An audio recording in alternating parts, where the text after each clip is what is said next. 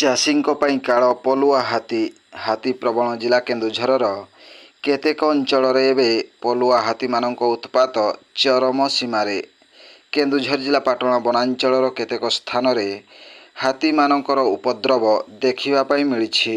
Patna forest ସେକ୍ସନର ଅନେକ ସ୍ଥାନରେ ହାତୀପଲ ଗ୍ରାମମାନଙ୍କରେ ଅବାଧ୍ୟ ପ୍ରବେଶ କରି ଗରିବ ଲୋକଙ୍କର ଧାନ ଫସଲ, ମକା ଚାଷ, ବୋଇତାଳୁ ଚାଷ ସବୁ ନଷ୍ଟ କରୁଥିବା ଜଣାପଡ଼ିଛି।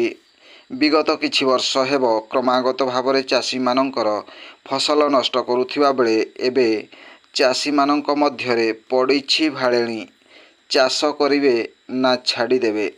ଦର୍ଶକ ବନ୍ଧୁ, ଆପଣମାନେ ଥରେ ଭାବନ୍ତୁ, କେନ୍ଦୁଝର ଜିଲ୍ଲାର ଅନେକ ଚାଷୀ ଚାଷ କରିକି ପରିବାର ପ୍ରତିପୋଷଣ କରିଥାନ୍ତି, କିନ୍ତୁ ସେହି ଚାଷକୁ ଯଦି ପଲୁଆ ହାତୀମାନେ ଗୋଟିଏ ମୁହୂର୍ତ୍ତରେ ଦଳି ମକଚି ନଷ୍ଟ କରିଦେବେ, ତେବେ ଭାବନ୍ତୁ ଦର୍ଶକ ବନ୍ଧୁ, ସେ ଚାଷୀଟି ନା ହସି ପାରିବ ନା କାନ୍ଦି ପାରିବ।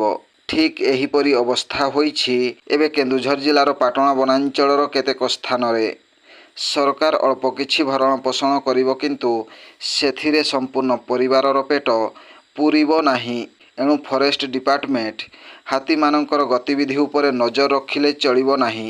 Bureau report, Janajagarana Odia. Video ଗୁଡ଼ିକ ଆପଣମାନଙ୍କୁ ଭଲ ଲାଗୁଥିଲେ ଆମ ଚ୍ୟାନେଲକୁ ସବସ୍କ୍ରାଇବ୍ କରିବା ସହ ଲାଇକ୍ ସେୟାର କରିବାକୁ ଭୁଲନ୍ତୁ ନାହିଁ।